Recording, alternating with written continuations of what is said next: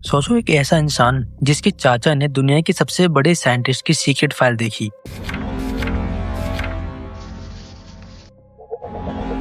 और आज भी कोई नहीं जानता उसमें क्या था। जिसने खुद अपने हाथ से क्लासिफाइड न्यूक्लियर डॉक्यूमेंट्स रीड किए, जिसने रशिया के फॉरेन मिनिस्टर को अमेरिका का सबसे बड़ा सीक्रेट बता दिया। ये कोई थ्रिलर मूवी नहीं है, ये डोनाल्ड ट्रंप की असली जिंदगी है। आज हम बात करेंगे उन 7 शॉकिंग फैक्ट्स की जो ना इंडियन मीडिया ने बताए ना आपने किसी यूट्यूब वीडियो में सुने होंगे। डोनाल्ड ट्रंप हमेशा कहते थे कि उनका परिवार स्वीडन से आया है। उनकी famous book the art of the deal में यही लिखा है, स्वीडन एक शांति पसंद न्यूट्रल देश। पर 2016 में जर्नलिस्ट ने रिकॉर्ड खोले और सच बाहर आया। ट्रंप का परिवार स्वीडन से नहीं, जर्मनी से आया था।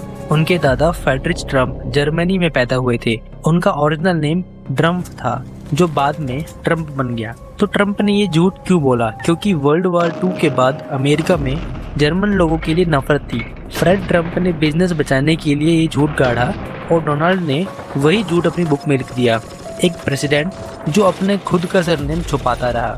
7 जनवरी 1943 न्यूयॉर्क। दुनिया के महान साइंटिस्ट निकोला टेस्ला अपने होटल रूम में अकेले मर गए। वर्ल्ड वॉर 2 चल रहा था। FBI को डर था कि टेस्ला की सीक्रेट पेपर, जिसमें एक डेथ रे वेपन का फॉर्मूला था, किसी दुश्मन देश के हाथ में लग जाए। FBI ने तुरंत एक साइंटिस्ट को बुलाया जो ट्रस्टेड भी हो और टेक्निकली ब्रिलियंट भी। वो साइंटिस्ट था doctor John G Trump, MIT professor, radar expert और डोनाल्ड ट्रंप के अंकल यानी उनके चाचा। ट्रंप के चाचा ने टेस्ला की सारी सीक्रेट फाइल्स खोली, पढ़ी, एग्जामिन की और गवर्नमेंट को रिपोर्ट दी। पर आज भी सवाल है, सारी फाइल्स कहाँ गई? टेस्ला के कुछ पेपर्स आज भी मिसिंग है। किसी ने ऑफिशियली नहीं बताया कि उनमें क्या था। और डोनाल्ड ट्रंप खुद वो अक्सर अपने अंकल का जिक्र करते थे। उन्होंने एक इंटरव्यू में कहा, मेरे अंकल ने मुझे न्यूक्लियर के बारे में बताया तब से, जब न्यूक्लियर ही नहीं था। एक आदमी जिसका परिवार टेस्ला के सबसे बड़े राज तक पहुंचा, आज अमेरिका का प्रेसिडेंट है। 2022 में FBI एक ऐसी जगह रेड करता है जहां पहले कभी रेड नहीं हुआ। एक सिटिंग और फॉर्मर प्रेसिडेंट के घर पर, मार एलेगो, ट्रंप का पर्सनल रिजॉर्ट। और वहां क्या मिलता है FBI को?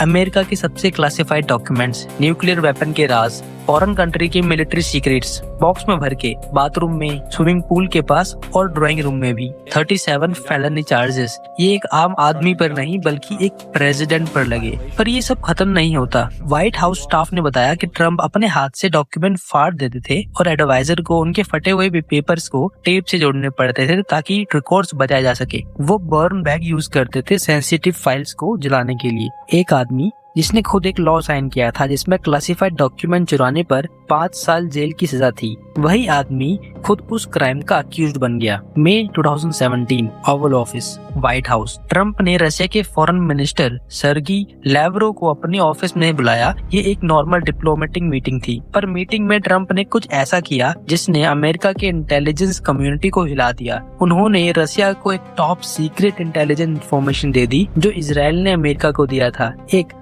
IS प्लॉट के बारे में। इजराइल ने ये इन्फॉर्मेशन सिर्फ अमेरिका को दिया था इस कंडीशन पर कि ये शेयर नहीं होगी, पर ट्रंप ने रशिया को बता दिया बिना इजराइल को बताए। ट्रंप के अपने national security adviser HR McMaster ने पब्लिक में कहा ये नहीं हुआ था, पर बाद में न्यूज रिपोर्टर ने कंफर्म किया कि हाँ ये असल में हुआ था। और इसी आदमी को अमेरिका 1989 में हॉलीवुड में एक सुपर हिट मूवी बनी, back to the future part 2।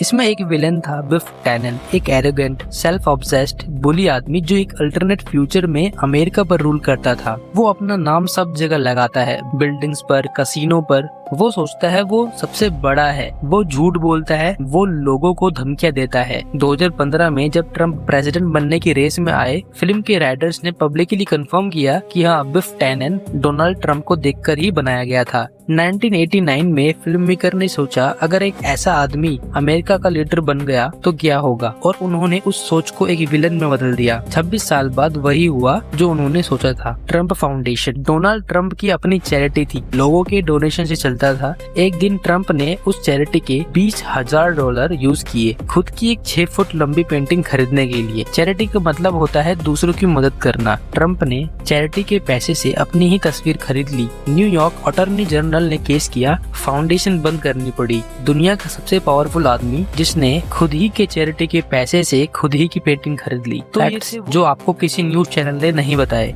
अगर आपको आज की ये वीडियो पसंद आई तो लाइक करो और सर्टिफाइड रीडर को सब्सक्राइब करो, क्योंकि यहाँ पर हर हफ्ते एक ऐसी रियल कहानी आती है जो आपको सोचने पर मजबूर कर देगी। और कमेंट्स में बताओ कौन सा फैक्ट सुन के आपको सबसे ज्यादा हैरानी हुई।